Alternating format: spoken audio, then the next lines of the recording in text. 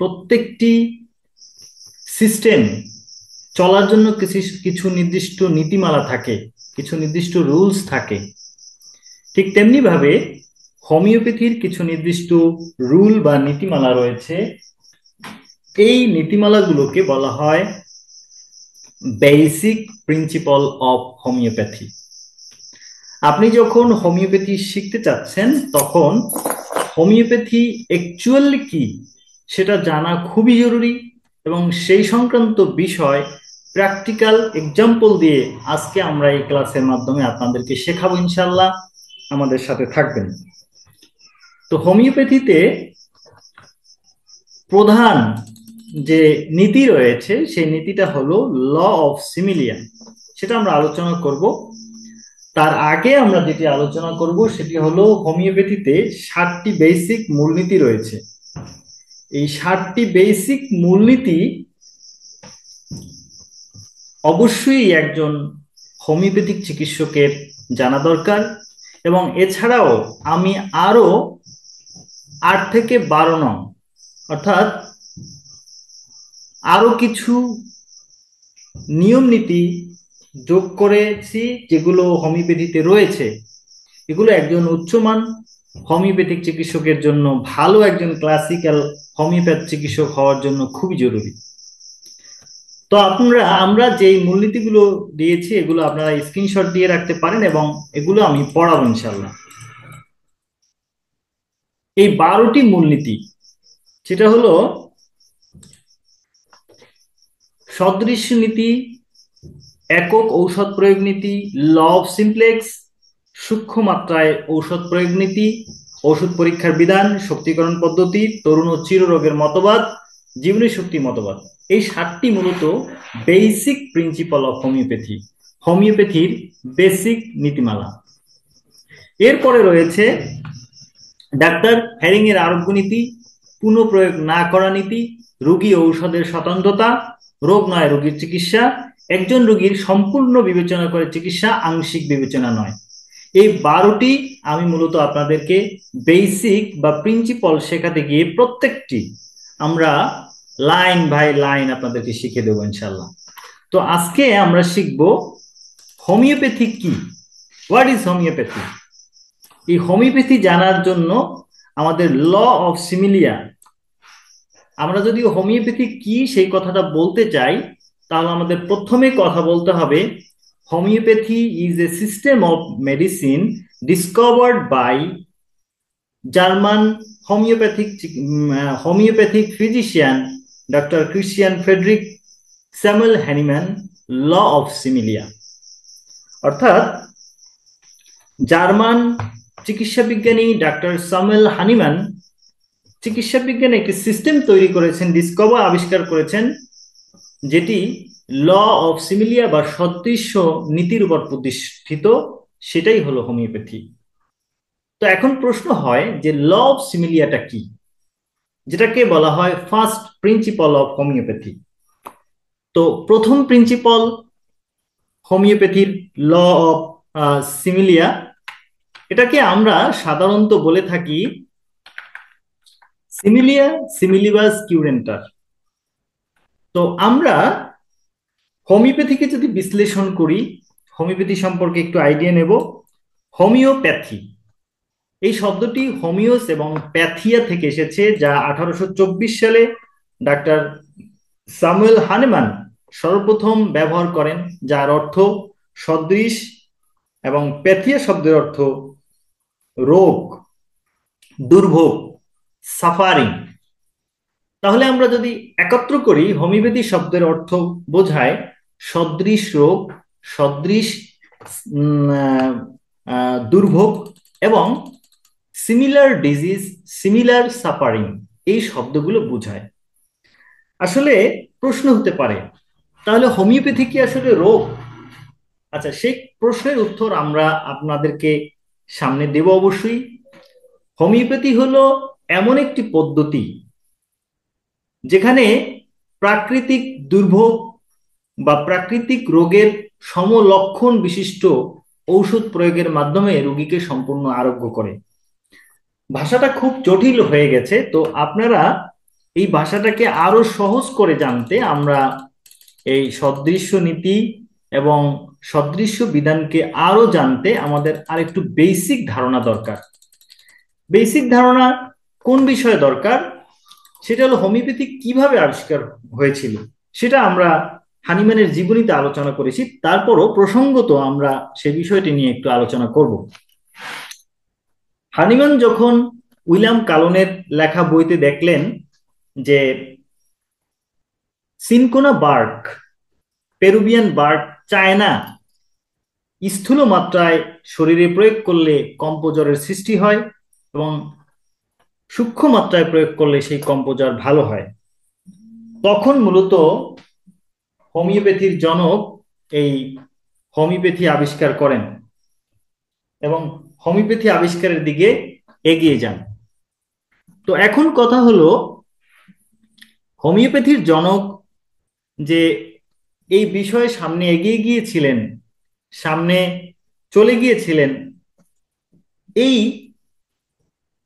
বিষয়টি হলো সিমিলিয়া। এবং এই সিমিলিয়া করতে গিয়ে তিনি দুটো ডোজের ব্যবহার করেছেন। সেই ডোজ সম্পর্কে আমাদেরকে ধারণা নিতে হবে। সেই ডোজ দুটো হলো, একটি হলো স্থূল ডোজ এবং আরেকটি হলো স্থূল মাত্রা একটি, আরেকটা হলো সূক্ষ্ম মাত্রা।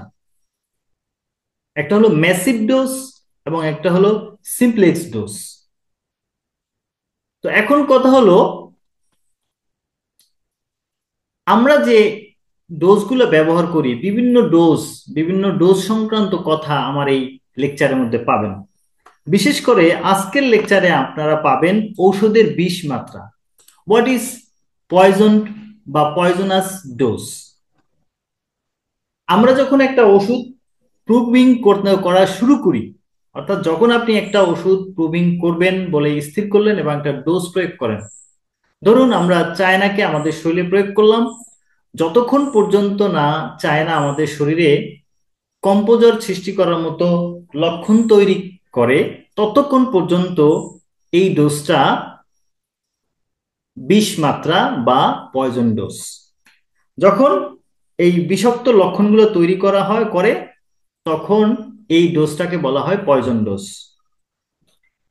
এবং আমরা ল অফ সিমিলিয়া পড়তে গিয়ে এখানে আমরা দেখব যে পয়জন ডোজটা কি। অর্থাৎ সুস্থ মানবদেহে যখন বিষ মাত্রায় বা পয়জন ডোজে যখন ঔষধ প্রয়োগ করার ফলে যে সকল লক্ষণ দেখা দেয়, আমি স্থূল মাত্রায় ওষুধ প্রয়োগ করলাম কোনো রোগীর মধ্যে, একজন সুস্থ শরীরে করার পরে ধরুন কিছু লক্ষণ দেখা দিয়েছে এবং সেই লক্ষণগুলো আমরা ম্যাট্রিমেরিকা হিসেবে লিখে রাখি। যেমন চায়না আমরা লিখলাম যে সে মুখে তিতা হয়ে গেছে, শরীর দুর্বল লাগে, এই সমস্যাগুলো আমরা চায়না নামে লিখে নিলাম। এবং এই লক্ষণগুলো যখন কোনো রুগী আমাদের কাছে বলবে, তখন ওই লক্ষণের সাথে রোগীর লক্ষণের সাথে ওষুধের লক্ষণ মিল, এবং এই আমি ওষুধ দিয়ে দিলাম। এটাকে বলা হয় হোমিওপ্যাথি বা ল অফ সিমিলিয়া।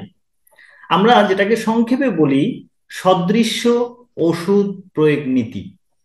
অর্থাৎ আমরা যদি এখানে দুটো জিনিস ধরি, সেটা হলো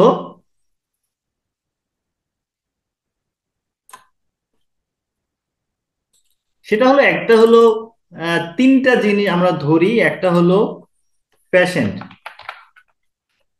পেশেন্ট ডিজিজ এবং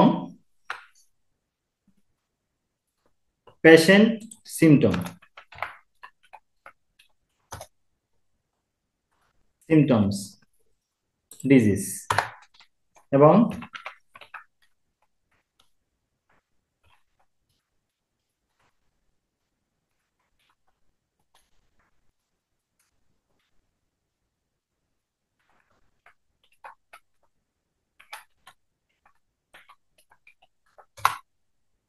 আচ্ছা, পেশেন্ট সিমটম অর্থাৎ একজন রোগীর মধ্যে আমরা খেয়াল করলাম যে তার মধ্যে মৃত্যু ভয়, ঘর্মহীনতা এবং অস্থিরতা এবং উদ্বেগ, নির্দিষ্ট সময় মারা যাবে, এই সব লক্ষণ পেলাম।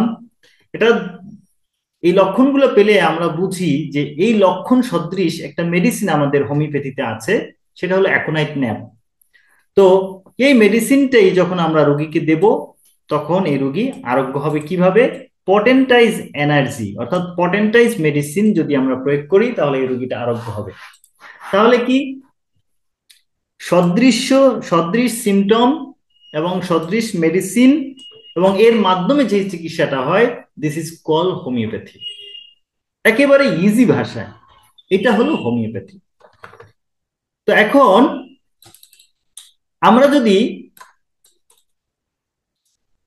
হোমিওপ্যাথির যে সূত্র রয়েছে সিমিলিয়া সিমিলিবাস কিউরেন্টার, এটাকে যদি আমরা শব্দে শব্দে এক্সপ্লেইন করি তাহলে আমরা দেখব সিমিলিয়া সিমিলিবাস কিউরেন্টার, এখানে তিনটি শব্দ। সিমিলিয়ার শব্দের অর্থ আমরা ধরি যদি সদৃশ বা সিমিলার, সিমিলিবাস শব্দের অর্থ ধরি লাইক। তাহলে সদৃশ লক্ষণ অর্থাৎ মেডিসিনের লক্ষণের সদৃশ রোগীর লক্ষণ। কিউরেটান শব্দটি ল্যাটিন শব্দ থেকে আগত, যার অর্থ হলো চিকিৎসা। তাহলে সদৃশ রোগীর লক্ষণ এবং ওষুধের লক্ষণ মিলিয়ে যেই চিকিৎসা করা হয় সেই চিকিৎসার নামই হলো হোমিওপ্যাথি। প্রিয় চিকিৎসক এবং হোমিওপ্যাথি অনুরাগী বন্ধুরা, এই হোমিওপ্যাথি কি এই কথাটা জানা খুবই জরুরি। এই কথাটা না জানার কারণে আমরা অনেক সময় হোমিওপ্যাথি থেকে পিছিয়ে যাই, হোমিওপ্যাথির নামে অ্যালোপ্যাথি আপলোড হয়ে যায়। তো সুতরাং হোমিওপ্যাথি মানে হলো সেটা যেই রোগ হোক না কেন, লক্ষণের সাথে, রোগীর লক্ষণের সাথে, মেডিসিনের লক্ষণের সাথে মিলিয়ে ওষুধ দিতে হবে। ডিজিজ ডাজন্ট ম্যাটার, আমার মিলাতে হবে রোগীর লক্ষণ এবং মেডিসিনের লক্ষণ। তো সুতরাং আমরা পেলাম কি, রোগীর লক্ষণ মেডিসিনের লক্ষণ মিলিয়ে যে চিকিৎসা করা হয় সেটা হোমিওপ্যাথি। সংক্ষেপে বলে সদৃশ লক্ষণে সদৃশে চিকিৎসা। এখানে আমাদের একটি কথা প্রচলিত আছে, সদৃশ সদৃশ্যে আরোগ্য। কিউরেন্টার শব্দটা বিভিন্ন লেখক বিভিন্নভাবে ব্যাখ্যা করেছেন, কিন্তু আমি এই বিষয়টি কিউরেন্টার শব্দটি ল্যাটিন থেকে আসলে এর অর্থ চিকিৎসাই বোঝায়, এটাই আমি পেয়েছি। আপনারা এই বিষয়ে অবশ্যই কমেন্ট করবেন আপনাদের যেটা জানা থাকে। তাহলে আমরা সিদ্ধান্তে উপনীত হলাম যে হোমিওপ্যাথি হলো এমন একটি চিকিৎসা পদ্ধতি যার মাধ্যমে একটি অসুস্থ রোগীর যে লক্ষণ পাই সেই লক্ষণগুলো আমাদের ম্যাট্রিমেডিক্যাল মেডিসিনগুলোতে যদি পাই তাহলে আমরা সেখানে হোমিওপ্যাথি ওষুধ প্রয়োগ করব, দ্যাট ইজ হোমিওপ্যাথি। আমরা কিছু ছবি আপনাদের জন্য রেখেছি। আপনারা দেখেন এখানে একটা বিড়ালের ছবি আছে, আয়নায় বিড়ালের চেহারা দেখা যাচ্ছে, বাইরেটা কিন্তু বিড়াল। আবার এখানে দেখেন ভদ্রলোকের ছবি দেখা যাচ্ছে, আয়নার মধ্যে ভদ্রলোক দেখা যাচ্ছে।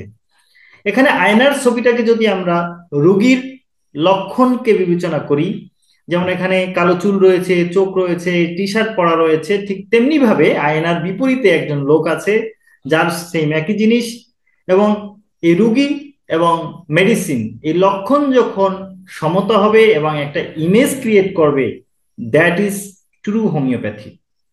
সুতরাং হোমিওপ্যাথি বুঝতে আমাদের মনে হয় ভুল হবার কথা না। এখন কথা হলো যে আমরা চিকিৎসাটা কিভাবে করি সেটার একটা আউটলাইন আমি এখানে নিয়ে এসেছি। সেটা কি? সেটা হলো দেখেন এখানে আমরা একটা ছবি দেখতে পাচ্ছি, দিস ইজ আ পিকচার। পিকচারের মধ্যে আমরা যেটা দেখতে পাচ্ছি সেটা হলো মিডিলে একটা ফ্লাওয়ার ট্রি রয়েছে, ব্লুমিং ট্রি, এবং সাইডে আরেকটি ট্রি রয়েছে, এবং এর আশেপাশে অসংখ্য ঘাস রয়েছে, গাছ রয়েছে, হয়তো আরো ফুল গাছ রয়েছে। নদীর মধ্যে যে ট্রিটা সেটা হলো আমাদের পেশেন্টের লক্ষণ। এই লক্ষণগুলো আমাদের এই মেডিসিন হলো এই গাছ, যেটা মানে নদীর অববাহিকায় যে গাছটি রয়েছে, এবং আমরা যখন ল্যাবরেটরি করি তখন অসংখ্য মেডিসিন আসে। এর পাশে যে গাছগুলো দেখেন সেগুলো হলো অন্য বিসদৃশ বা কিছু কাছাকাছি লক্ষণ সদৃশ্য মেডিসিন। দেখেন, এটাও ব্রাঞ্চ রয়েছে, অন্যান্য গাছগুলোও ব্রাঞ্চ রয়েছে, কিন্তু অন্যান্য গাছগুলোর ব্রাঞ্চ কিছুটা সবুজ, এটা একেবারেই পিঙ্ক কালার। তো সুতরাং হোমিওপ্যাথিতে এই অসংখ্য গাছের মধ্যে একটি গাছ অর্থাৎ একটি মেডিসিন, একটি ইমেজ সমৃদ্ধ একটি মেডিসিন এবং রোগীর লক্ষণ, এই দুটা ইমেজ তৈরি করতে হবে। যখন আমরা এই দুটা ইমেজ তৈরি করতে পারবো, তখন আমরা হোমিওপ্যাথি সম্পর্কে বুঝতে পারবো। That is call homeopathy. আমরা এক্সাম্পলে গেলাম, এখন আমরা চলে যাব প্র্যাকটিক্যালে। আমরা ধরুন প্র্যাকটিক্যালে যদি আমরা যেতে চাই, তাহলে আমাদের চলে যেতে হবে একটু পিছনে। সেটা হলো একজন রুগী, লক্ষণ বিষক্রিয়ায় পরীক্ষা করে পাওয়া ওষুধের লক্ষণ। একজন রুগী আসলো, দুধ খেতে পারে না, পেটে সমস্যা, বেড়ে যায়, বমি বমি ভাব, রুগীর শরীর প্রচন্ড মাত্রায় ঘামে, বিশেষ করে মাথার পিছন ও মুখে ঘামে, ডিম খেতে পছন্দ করে।